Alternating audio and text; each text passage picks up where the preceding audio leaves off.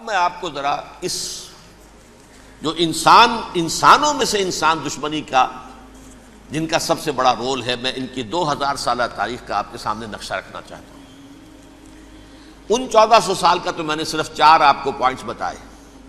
موسیٰ سے عیسیٰ تک 1400 برس علیہ الصلوۃ والسلام، 2 مرتبہ عروج، 2 مرتبہ زوال، اشیریوں کے ہاتھوں پٹوائی، بابلیوں کے ہاتھوں پٹانا، گریکس کے ہاتھوں مرمت، رومنس کے ہاتھوں مرمت۔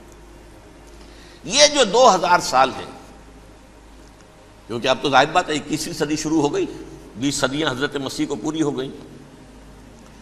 پہلی بات نوٹ کیجئے، حضرت مسیح کی پیدائش ہے سن 1 قبل مسیح۔ یہ نقطہ آپ نے کبھی سنا ہے یا نہیں؟ جب ملینیم کا سلسلہ شروع ہوا تھا پچھلے سال، تو میں نے بیان کر دیا تھا کہ ایک عجیب حساب کے اندر انہوں نے غلطی کی ہوئی ہے۔ حضرت مسیح کی پیدائش ہوئی 25 دسمبر کو، سن انہوں نے شروع کر دیا، اس کے بعد جنوری آئی تو پہلا سال شروع ہو گیا۔ اگر جنوری سے پہلا سال شروع ہوا تو یہ 6 دن جو ہے تو اس کے پچھلے سال میں تھے، لہذا کہا جائے گا کہ Jesus Christ was born 1 year before Christ, BC۔ تو 1 قبل مسیح میں حضرت مسیح کی پیدائش ہوئی۔ یہ آخری اسرائیلی نبی اور رسول۔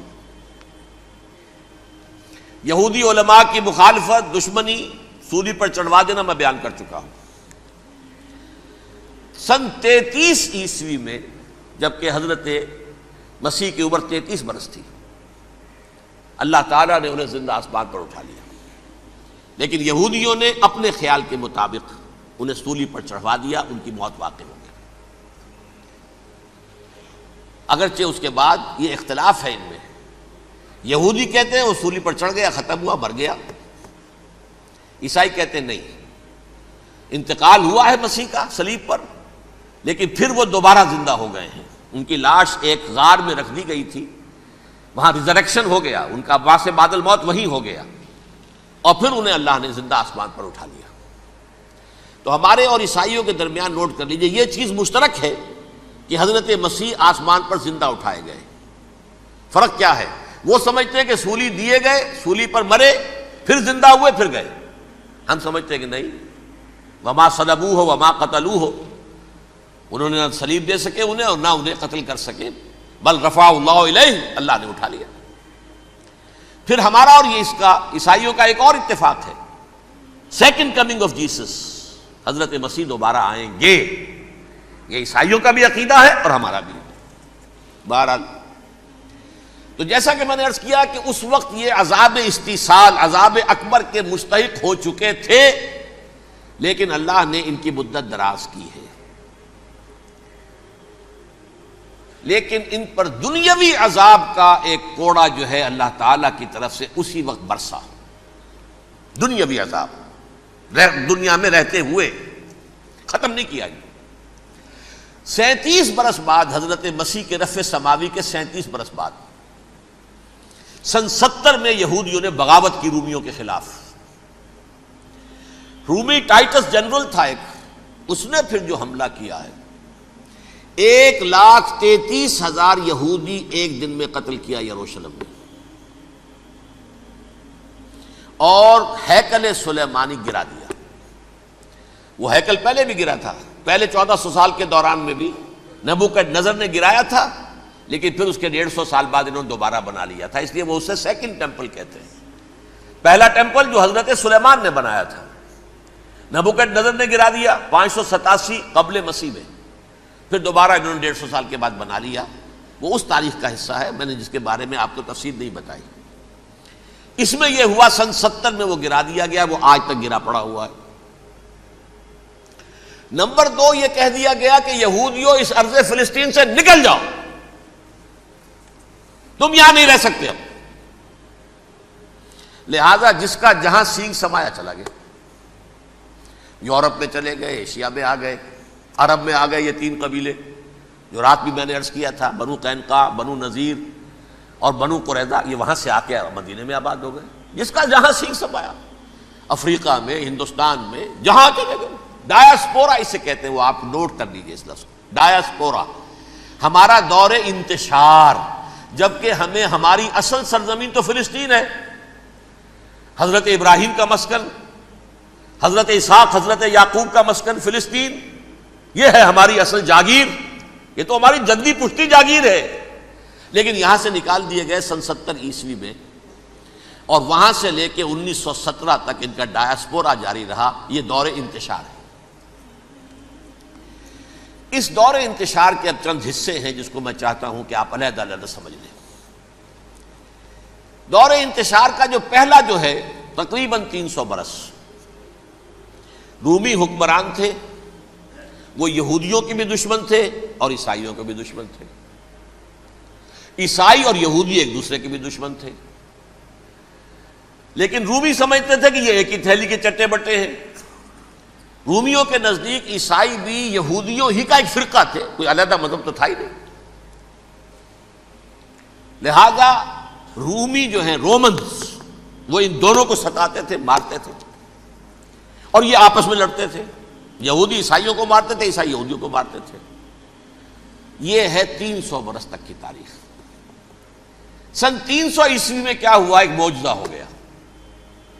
بہت عظیم ایمپرر کانسٹینٹائن، قسطنطین اعظم، رومن ایمپررز میں سے بہت بڑا ایمپرر، وہ عیسائی ہو گئے۔ اب تو معاملہ بالکل تلپٹ ہو گیا، پوری سلطنت عیسائی ہو گئی۔ اب عیسائیوں کے عیش ہو گئے اور یہودیوں پہ مار پڑنی شروع ہوئی۔ اب عیسائیوں کا آپ خود سوچئے کہ جنہیں وہ خدا بنا بیٹھے ہیں، خدا کا بیٹا قرار دے رہے ہیں، ان کے قاتل کون؟ یہودی بدماش۔ لہذا ان کی وہ پٹائی شروع ہوئی ہے یورپ میں، پوری رومن امپائر میں، انہیں ذلیل کیا گیا، شہروں میں آمد بند، علیحدہ رہو، گھیٹوز کے اندر رہو۔ یہودی کا نام جو ہے وہ گالی بن گیا، جیسے آج بھی یہودی گالی کہتے ہیں، جیسے خنزیر کا لفظ، آخر وہ بھی اللہ کی مخلوق ہے، لیکن آپ کو معلوم ہے کوئی شخص زبان پر نام نہیں لانا چاہتا خنزیر کا، سور کا، ہے تو مخلوق وہ بھی ایک حیوان ہے۔ ایسے ہی یہ ہے یہودی، یہودی گالی، جیو گیوٹ گالی۔ لہذا ایک طرف تو ان دونوں کے درمیان دشمنی، جس کو قرآن کہتا ہے وَأَغْرَيْنَا بَيْنَهُمُ الْعَدَاوَةَ وَالْبَغْضَاءَ، ہم نے ان کے مابین دشمنی جو ہے پیدا کر دی۔ اور جب یہ پوری سلطنت عیسائی ہو گئی تو قافیہ تنگ ہو گیا یہودیوں کا۔ اب آئیے 571 عیسوی، یعنی جب کہ ڈایاسپورا کو کتنا عرصہ ہو چکا تھا؟ 500 برس۔ سن 70 سے شروع ہوا نا ڈایاسپورا، جب ٹائٹس نے گرایا ہے ہیکل کو اور نکال باہر کیا انہیں فلسطین سے، بھاگ جاؤ یہاں ایک یہودی بھی نہیں رہے گا، فلسطین سے نکال دیے گئے۔ اس کے پورے 500 برس بعد سن 571 عیسوی میں حضور کی پیدائش ہوئی، ولادت با سعادت محمد الرسول اللہ صلی اللہ علیہ وسلم۔ 610 میں آپ پر وحی کا آغاز ہوا، لیکن حضور کے ساتھ ان کا معاملہ کیا رہا؟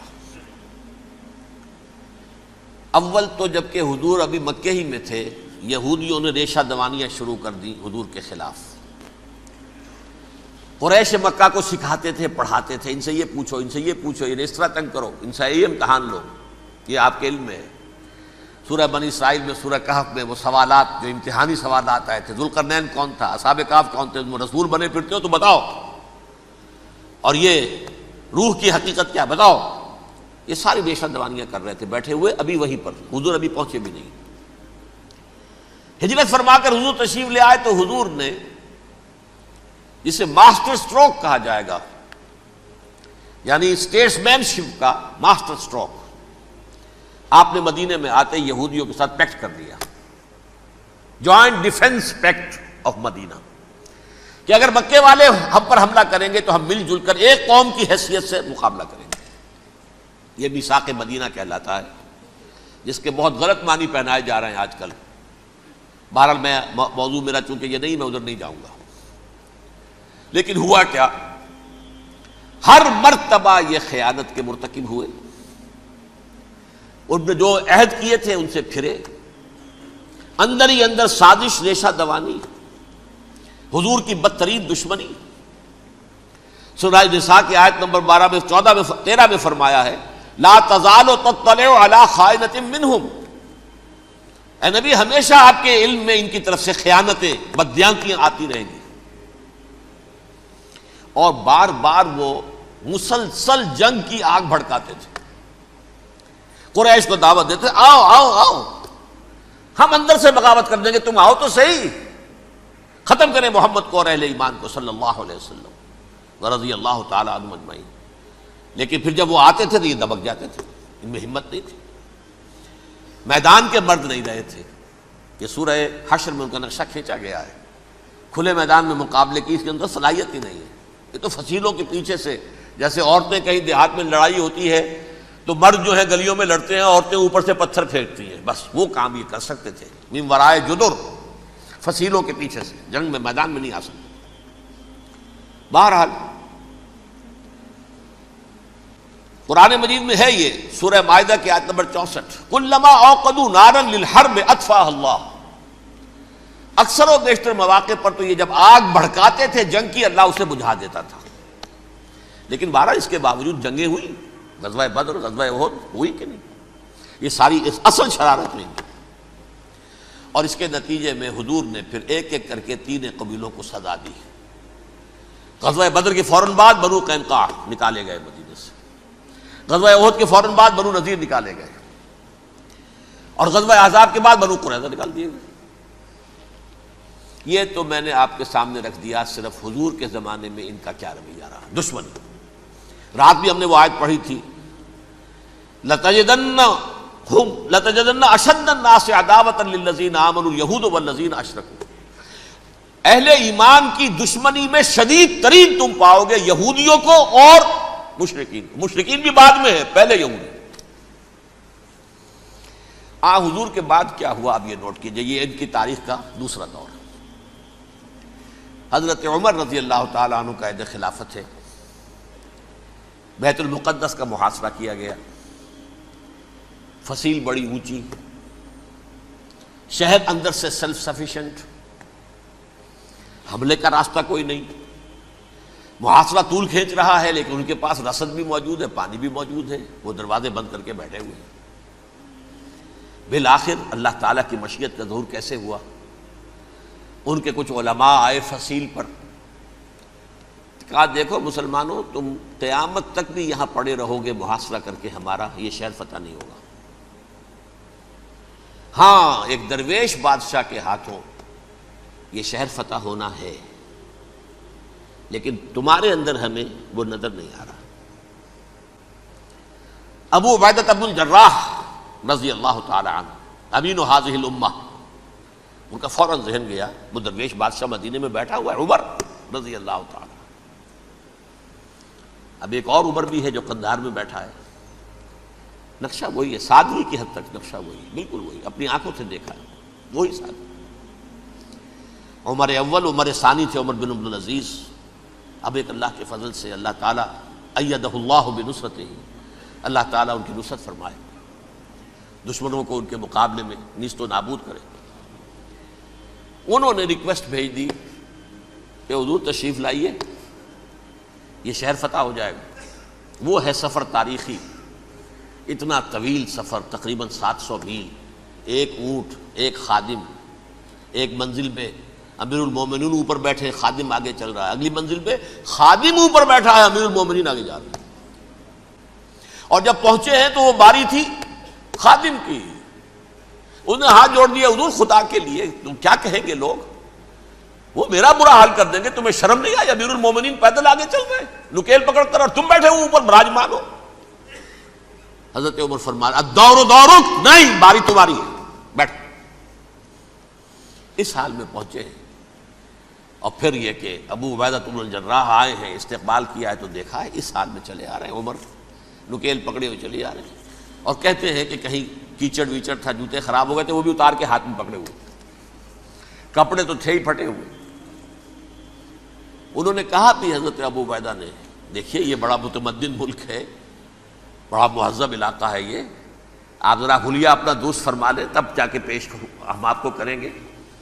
آپ نے فرمایا نحن قوم اعزنا اللہ بالاسلام، ہم وہ قوم ہیں جنہیں اللہ نے عزت دی ہے اسلام کے ذریعے سے. کپڑوں کے ذریعے سے نہیں، دولت کے ذریعے سے نہیں۔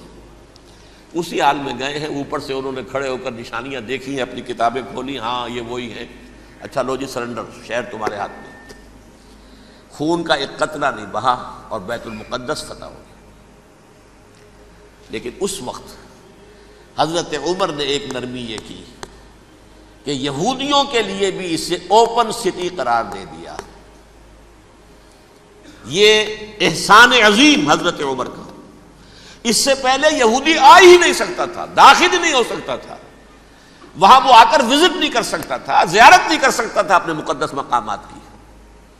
حضرت عمر نے یوں سمجھیے کہ تقریباً 550 برس کے بعد ان کے لیے راستہ کھولا ہے کہ ہاں تم آ سکتے ہو، زیارت کر سکتے ہو۔ لیکن یہ عیسائیوں نے لکھوایا معاہدے کے اندر، انہیں یہاں آپ آباد ہونے کی اجازت نہیں دیں گے، لیکن کم وزٹ دی پلیسز، دیکھیں، زیارتیں کریں اور جائیں۔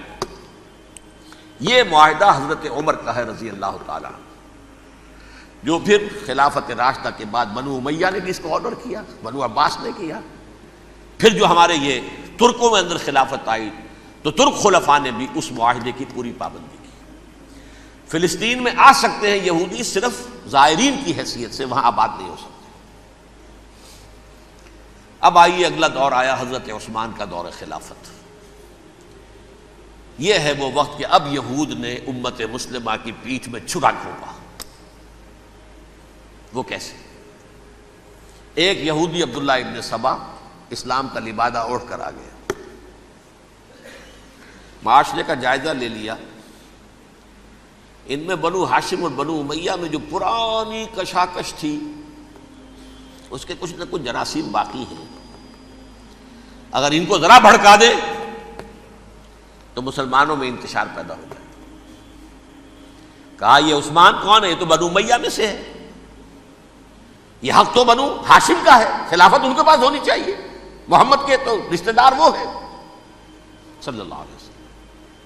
عوام الناس کے اندر بات پھیلنی شروع ہوئی، پھر ایک بڑی سازش کے انداز میں حضرت عثمان کے خلاف پروپیگنڈا، حضرت عثمان کے جو عاملین تھے، گورنر تھے، ان کے خلاف پروپیگنڈا، اور ایسی ہوشیاری کرتے تھے کہ کوفے میں کوفے کے حاکم کے خلاف کچھ نہیں کہنا، اجی مصر میں یہ ہو رہا ہے، اجی شام میں یہ ہو رہا ہے، اجی یہ جو عثمان ہے وہ یہ کر رہا ہے، یہ ظلم ہو رہا ہے، یہ لوٹ مار ہو رہی ہے، یہ خیانتیں ہو رہی ہیں۔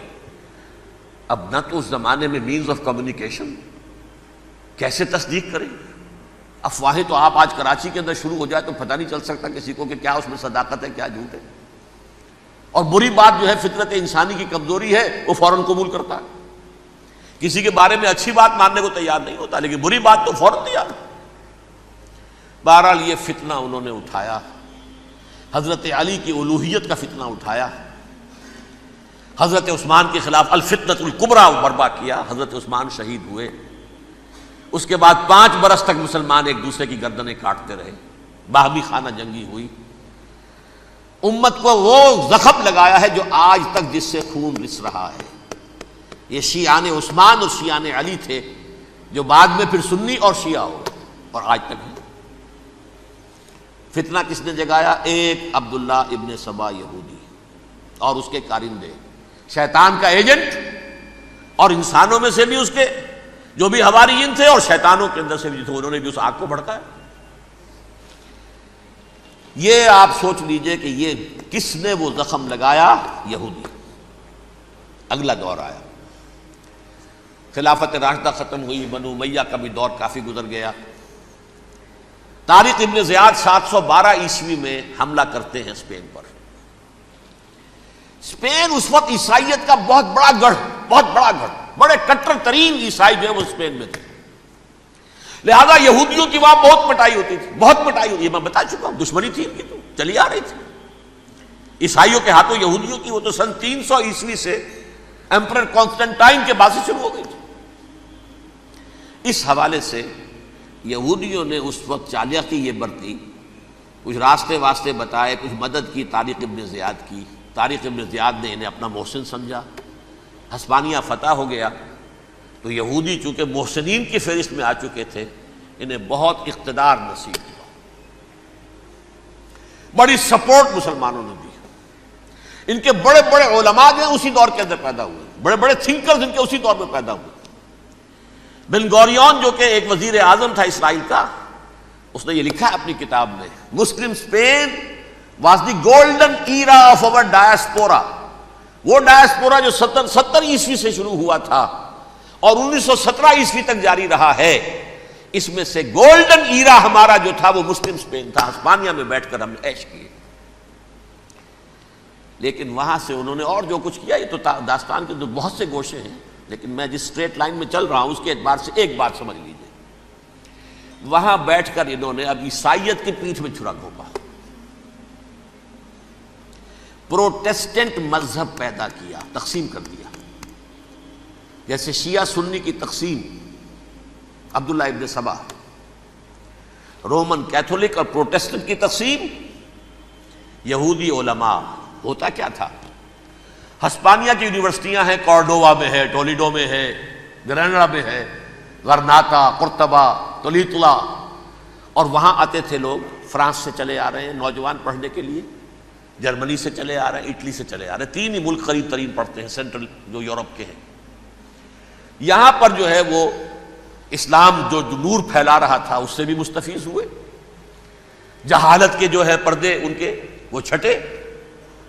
اس کے ساتھ ہی وہ یہودی وہاں ان کے اندر جو جراثیم داخل کر رہے تھے وہ اس عیسائیت کے خلاف بغاوت تھی جو اس وقت دنیا میں عیسائیت اس وقت تھی. پوپ کا راج تھا دنیا میں اس وقت.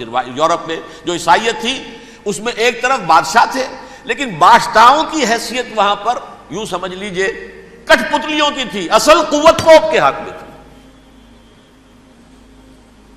اور پوپ کو انہوں نے جیسے قرآن نے کہا اتخذوا احبارهم ورهبانهم اربابا من دون اللہ، چونکہ سینٹ پال نے شریعت موسوی ساقط کر دی تھی تو اب شریعت تھی ہی نہیں. پوپ کو اختیار تھا جس چیز کو چاہے حلال قرار دے دے، جس چیز کو چاہے حرام قرار دے دے. اتخذوا احبارهم ورهبانهم اربابا من دون اللہ. انہوں نے کہا صاحب یہ پوپ کس بلا کا نام ہے، یہ بھی انسان ہے. بات تو ٹھیک تھی نا، اصل حیثیت تو کتاب کی ہونی چاہیے نا، ڈیوائن بک، دی ریویلڈ اسکرپچر. لہذا اور یہ کتاب ہر شخص پڑھ سکتا ہے. کوئی پوپ کے باپ کو جو ہے کوئی اس کے لیے پروپرائٹری رائٹس تو نہیں ہے کہ صرف پوپ پڑھ سکتا ہے یا پادری پڑھ سکتے ہیں. ہم بھی پڑھ سکتے ہیں، ہم بھی سمجھ سکتے ہیں. یہ باتیں تھی کہ جن کو بڑھا چڑھا کر بیان کر کے اور پوپ کا اقتدار ختم کرا دیا اور توجہ مرکوز کر دی بائبل کی طرف. اب بائبل میں بڑا حصہ تو اولڈ ٹیسٹامنٹ کا ہے. نتیجہ کیا ہوا؟ یہود کی عظمت پروٹیسٹنٹس کے نزدیک مسلم ہو گئی. اصل قوم تو یہ ہے. وہ دشمنی بدلی کہ نہیں بدلی؟ موسیٰ کے امتی یہ ہے، تورات موسیٰ کو دی گئی، ابراہیم کی نسل یہ ہے. لہذا وہ جو دشمنی تھی، جو عداوت تھی کہ ہمارے خدا کو سولی چڑھانے والے ہیں یہ بدماش، اس کا ازالہ ہوا اس پروٹیسٹنٹ مذہب کے نتیجے میں.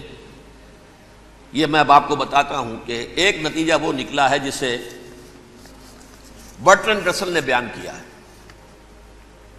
اس کی کتاب ہے ان پریز آف آئیڈلنس، صفحہ 108. وہ لکھتا ہے the Christians retaining the Judaic belief in special revelation added to it the Roman desire for world wide domination and the Greek taste for metaphysical subtleties. The combination produce the most fiercely persecuting religion that the world has yet known. یہ 3 چیزیں آ کر عیسائیت میں مل گئی. ایک تو جب یہ اولڈ ٹیسٹامنٹ جو ہے وہ ان کے ہاتھ میں آ گئی، اور اس کے میں کچھ آپ کو بتا دیتا ہوں کہ اولڈ ٹیسٹامنٹ کی تعلیمات، کیونکہ یہ اولڈ ٹیسٹامنٹ جو ہے یہ محرف تھی. اصل تورات تو گم ہو گئی تھی 587 قبل مسیح میں، جب پہلی مرتبہ ہیکل جو ہے تباہ ہوا ہے اس وقت ختم ہو گئی تھی. اس کے کوئی 150 سال کے بعد انہوں نے یادداشتوں سے مرتب کر کے لکھی ہے. اب اس میں ان کے اپنے خیالات، اپنے امانی، اپنی توجیحات وہ شامل ہو گئیں. لہذا میں آپ کو حوالے دیتا ہوں اس کتاب کے اندر مظالم کی جو تعلیم دی گئی ہے. اہل کتاب نے اپنے مظالم قتل عام کے جواز کے لیے تورات میں تبدیلیاں کی اور پیغمبروں پر دہشت ناکی اور بدترین حرام کاری کے الزامات لگائے. سنیے، پہلا حوالہ ہے یہ گنتی باب 31 آیات 17-18. اس لیے ان بچوں میں جتنے لڑکے ہیں سب کو مار ڈالو، اور جتنی عورتیں مرد کا منہ دیکھ چکی ہیں ان کو بھی قتل کر ڈالو، لیکن ان لڑکیوں کو جو مرد سے واقف نہیں اور اچھوتی ہیں اپنے لیے زندہ رکھو. یہ کسی اللہ کی کتاب کا یہ جملہ ہو سکتا ہے؟ کسی ریویل بک کا؟ اور سنیے، یہ ہے استثناء ڈیٹرانومی باب 20 آیت 16-18. پر ان قوموں کے شہروں میں جن کو خداوند تیرا خدا میراث کے طور پر تجھ کو دیتا ہے، کسی ذی نفس کو جیتا نہ بچا رکھنا، جیسا خداوند تیرے خدا نے تجھ کو حکم دیا بالکل نیست کر دینا. مرد، عورتیں، بچے، بوڑھے سب ختم. یہ کتاب مقدس ہے. اور سنیے، سموئیل باب 27 آیت نمبر 9. اور داؤد نے اس سرزمین کو تباہ کر ڈالا اور عورت مرد کسی کو جیتا نہ چھوڑا. نمبر 4، ان سب آباد شہروں کو ماں، عورتوں اور بچوں کے بالکل نابود کر ڈالا. کتاب استثناء باب 3 آیت 6. یہ ہے جو کہہ رہا ہے برٹرنڈ رسل، کرسچینٹی میں آ کر اب یہ 3 چیزیں شامل ہو گئی. ایک تو یہ باربیرین یہ تعلیم جو ہے، اور یہ مذہب کے نام پہ تعلیم، یہ کتاب مقدس کی تعلیم. نمبر 2، رومنز کے اندر جو ایک تمنا تھی ورلڈ ڈومینیشن کی، وہ عیسائیت کے اندر آ گئی. اس لیے کہ پوری رومن امپائر جو ہے عیسائی ہو گئی، تو اسے وراثت کے اندر ورلڈ ڈومینیشن کی جو ایک تمنا تھی وہ مل گئی. اور پھر یہ کہ انہوں نے جو توہمات تھے یونانیوں کے، ان کو بھی اپنے ہاں مختلف شکلوں کے اندر جمع کر لیا. ان 3 چیزوں کا the combination produced the most fiercely persecuting religion that the world has yet known. اس کے نتیجے میں دنیا میں تاریخ انسانیت کے اندر جو بدترین خوخار ترین مذہب ہو سکتا ہے وہ شکل عیسائیت نے اختیار کی. اور اس کا مظہر عتم کیا تھا؟ نوٹ کیجئے،